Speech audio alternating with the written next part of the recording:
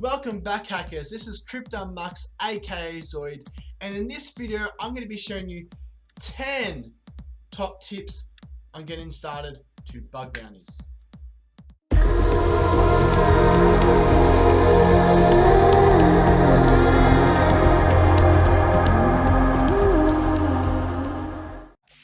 Okay, before we begin, I would just love to say a big thank you to all you hackers that have been subscribing and supporting me through this whole journey. Also, if you're new to this channel, please don't forget to like, comment, and subscribe, and smash that notification bell to get notified for future videos. Tip number 1, learn all the bug types.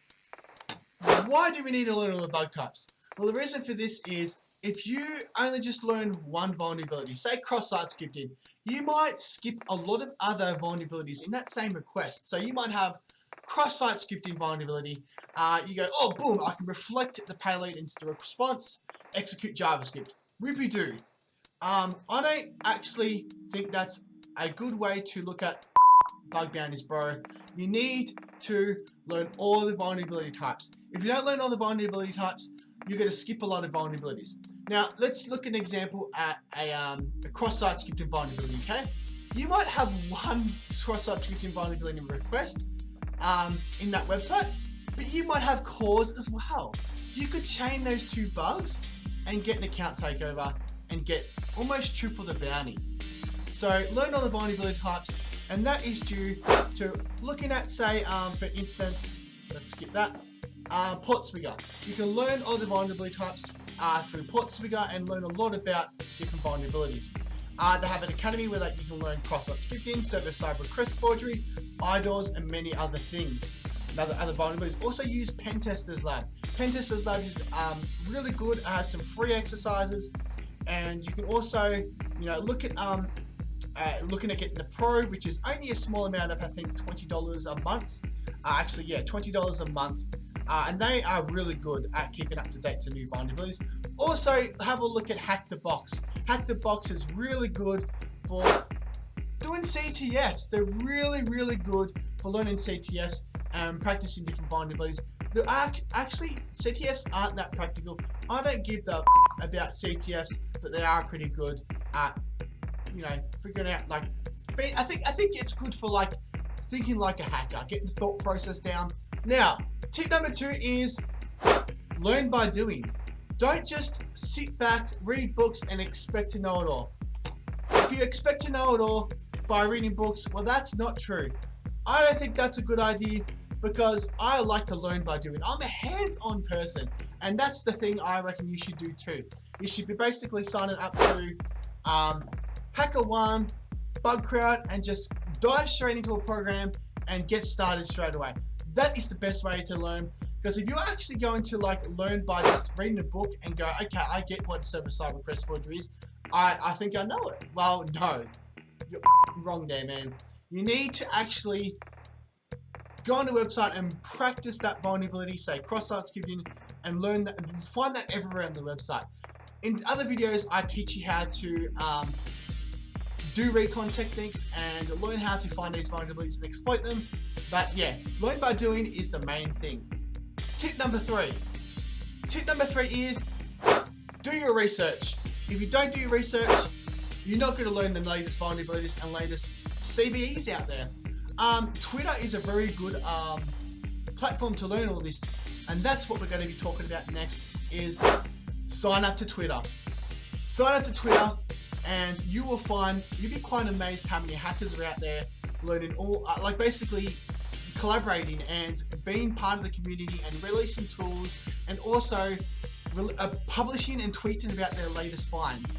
Twitter is really good. As soon as I went on Twitter, it made my life different. It made my bug bounties, my hacking, a totally different story. I even met some really good hackers, and they've taught me a lot. So let's have a look at tip number 4. Oh my God, dude, I meant number 5. So off to tip number 5, which is collaborate with other hackers.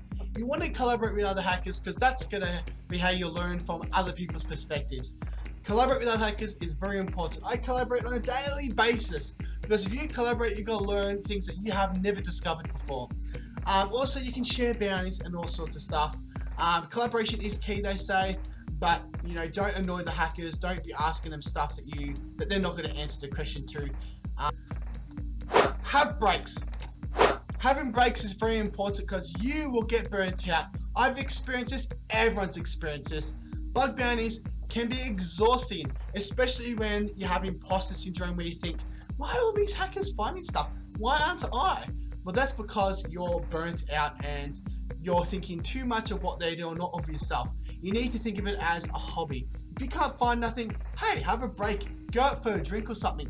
Go out for a coffee. Enjoy a nice coffee somewhere with your wife or with your kids or with your partner. Have some you time. Go for a walk, play some sport, and then come back to it, and you'll be surprised how much you find.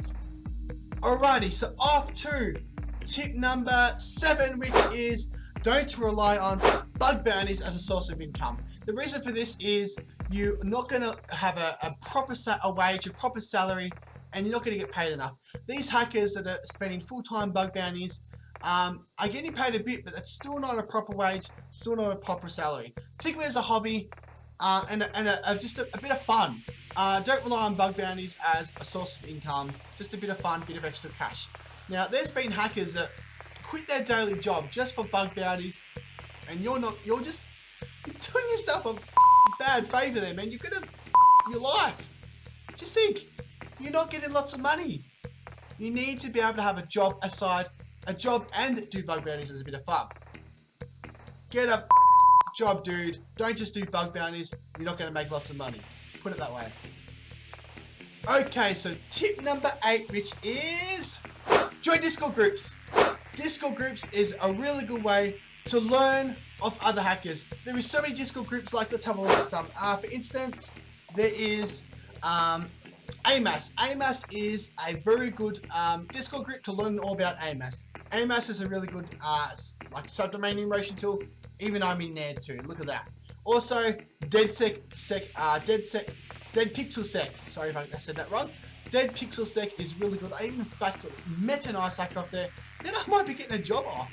This is they're almost like a second family to me. They're really good. Recon is really good, as well as let's have a look. There's External Noobs, which is made by Brute Logic. There is lots of them. There's even let's find. There's Bug Bounty Community, Bug Crowd, Hacker One, and the most famous one I love, which is Nahum Sex Group. There's all these groups you can join to learn bug bounties. These are really useful for learning new techniques because all these hackers are collaborating, asking questions, a good way of learning. And don't forget to ask questions. Questions is the way you will learn, man. Learn. Next one is tip number 9. Get good at Recon. Recon will get you the wins. Recon is how you look deep, such as looking through JavaScript, scanning for IPs, getting the CIDRs, and just doing deep Recon. Recon.